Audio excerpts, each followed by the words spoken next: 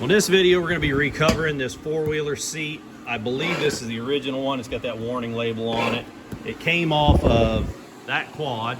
I can't remember the year. It's early 2000s. I want to say it's like 2002, 2004, something like that. So if this is the original seat, today is 2025. So this thing is probably at least 20 years old. So given the fact that it's 20 years old, it's held up actually pretty well, but somebody has put tape all over this thing, which is not a terrible idea. It probably bought them a little time.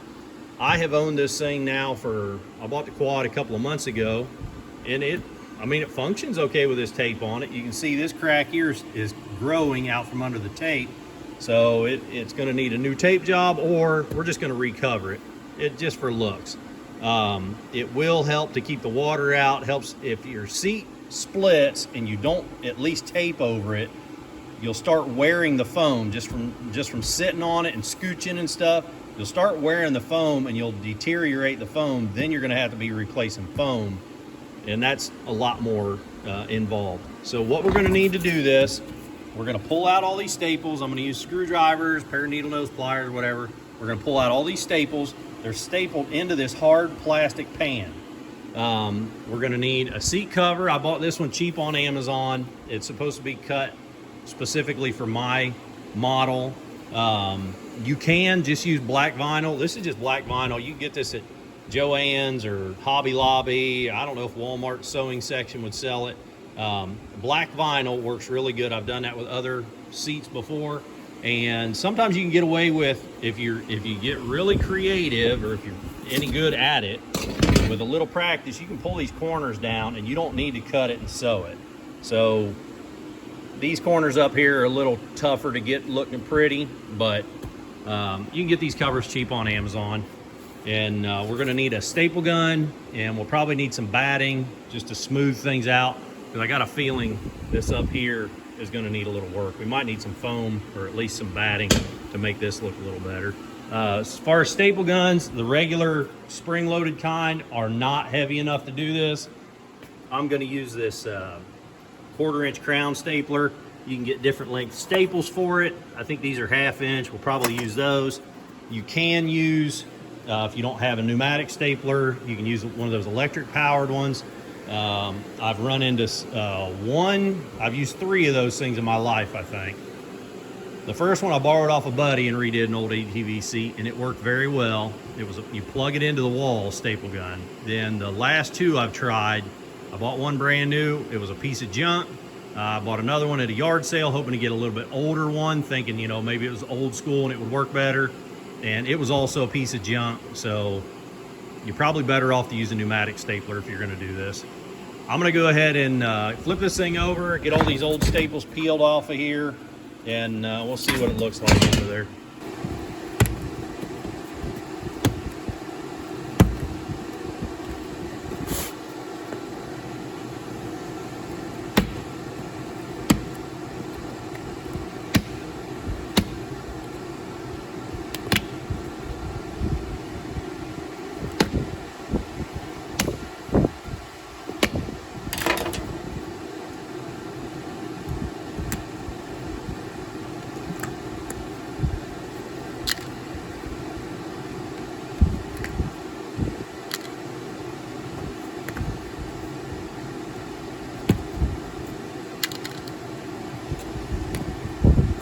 You can see the length of the leg on these staples. It's not more than, well, heck, let's measure it.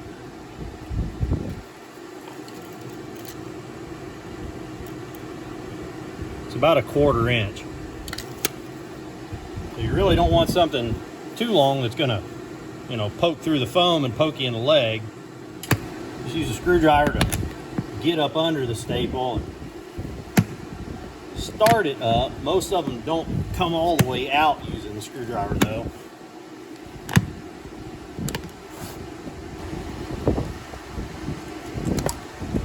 You want to make sure you're pulling them all the way out. Don't just clip them off.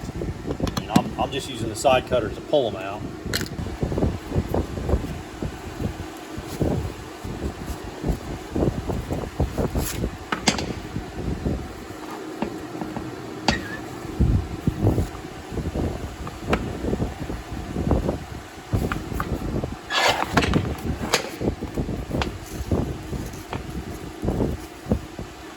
trying not to tear the foam up.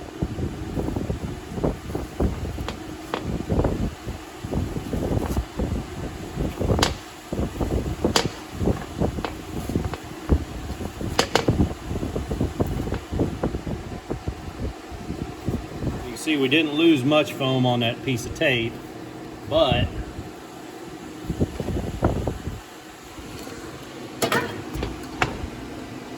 and it looks like we got some foam repair to do anyhow. So I'm gonna round up some foam. The density of this stuff is like, it's about like a couch cushion. So I mean, if you had an old couch cushion, you could probably use that, or you can go, I don't know how they rate foam by the density. This is an open cell foam. So if you were gonna go to I don't know, if you're going to go online and look for it, you'd be looking for an open cell foam. Look for something, whatever they would rate for a couch cushion, something like that probably. And they rate it by poundage, but I don't know what this is. So I'm going to find something around here. Hopefully I've got something I can use. Well, I went and found a piece of foam left over from another project that I did a while back. So we're going to cut this. You gotta see what we're doing here. So the contour of this thing and the thickness that the foam needs to be, the foam only needs to be about 1 inch thick. This is a little too thick. So rather than just shaving it all flat, I'm going to try to trace the contour and see if I can help myself anyhow. It's going to be pretty ugly, but I'll probably go ahead and, because I've got plenty of foam, I'll probably trim this off and make this sort of a nicer cut on the old stuff. If I didn't have enough foam, I'd be tempted to lay, you know, if you can only find a thin piece, lay something thin over top of it. It ain't got to be pretty, but you do need to have something there or you'll notice it in the end. So I know a lot of guys work with foam. They're using electric knife. I just remembered I've got an old fishing, you can see it's been sitting on a shelf getting all nasty for a decade. I'm gonna go ahead and get this out and see if this thing will work.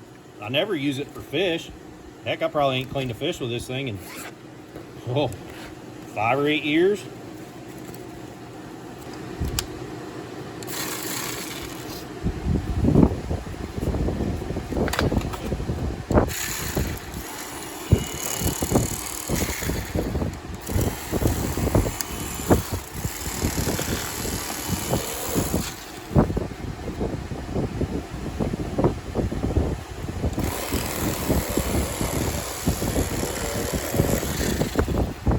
That did work pretty slick.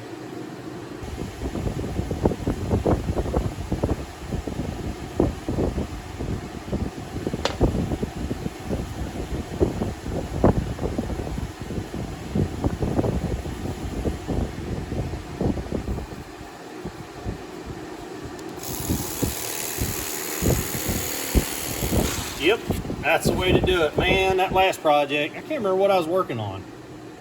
I was working on something. I had a heck of a time cutting. I was using a Sawzall and a big butcher knife.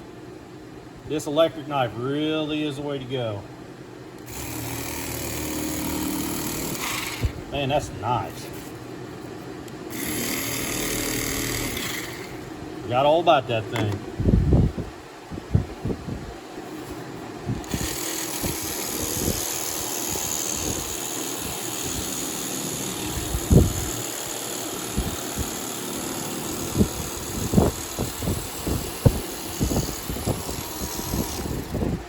Oh yeah, man, that's nice.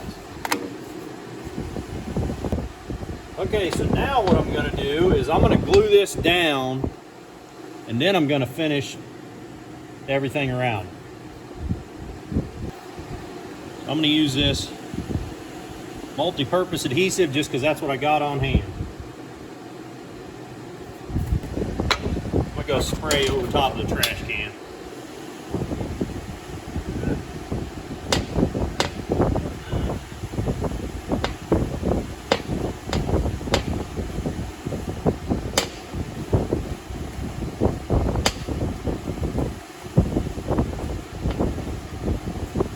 That's good enough. I'll probably let that sit for 5 or 10 minutes. All right, it's been a few minutes. We're gonna go ahead and see if we can shape this thing.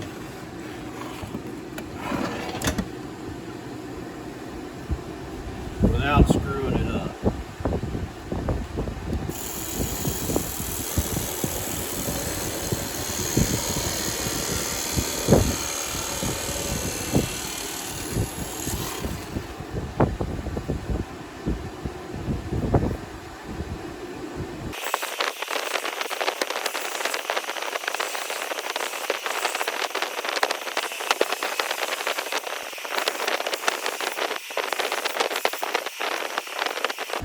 I'm going to go ahead and glue that piece in this little divot right here. We got it. Look at that.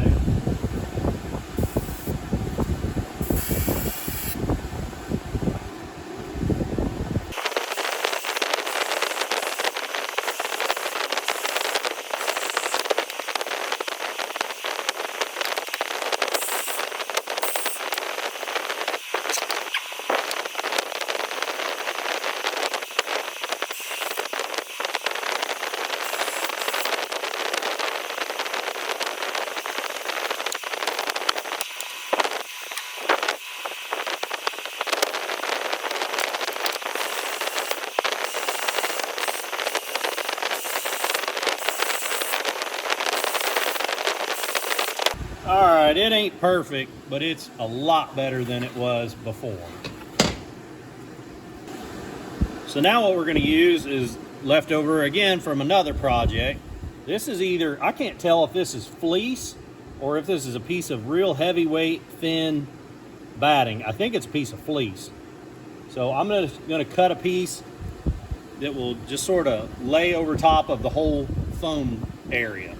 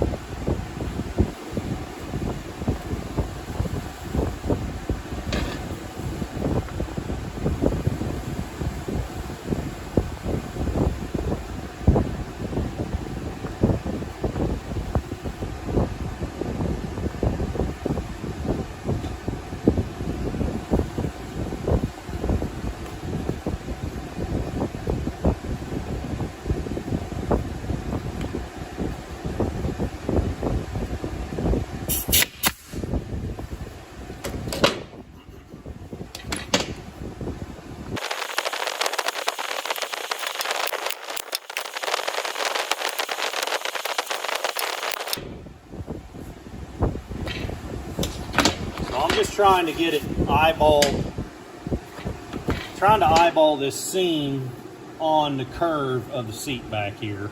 Get it squared up, centered left and right, as well as getting the seam to fall right on the middle of the curve, sort of. Now what I'm going to focus on is taking that belly out of the middle here. And I've only ever done this a handful of times, guys. I mean, I'm no upholsterer, but this is just how I do it, I guess.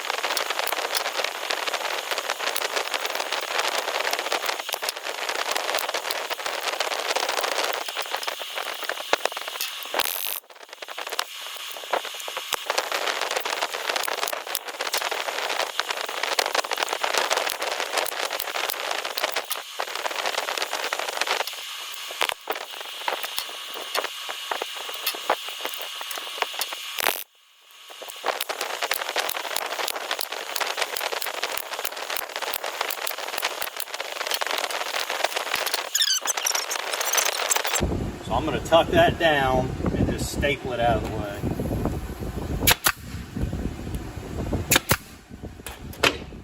Same thing on the other side. Glad to see it's symmetrical.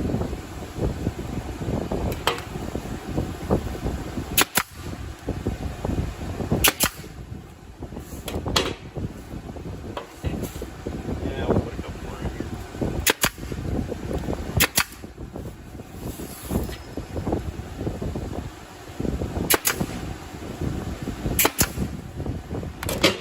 I am not stapling up here. We're going to rely on that seam holding that because this foam is so thin. I don't want staples poking through and catching me in the leg. So, yeah, I'd probably get away with a couple more up through here.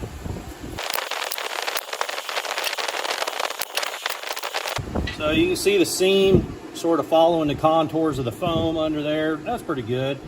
It looks like I flapped my batting up a little bit under there. Yeah, it's gonna be all right. You never see it. The seam sort of follows this contour pretty well. Over here, same thing. Overall, it turned out pretty good. Let's go stick it on the quad, see what it looks like. Well, it's better than it was. I mean, it ain't perfect. Got a little bit of something going on there.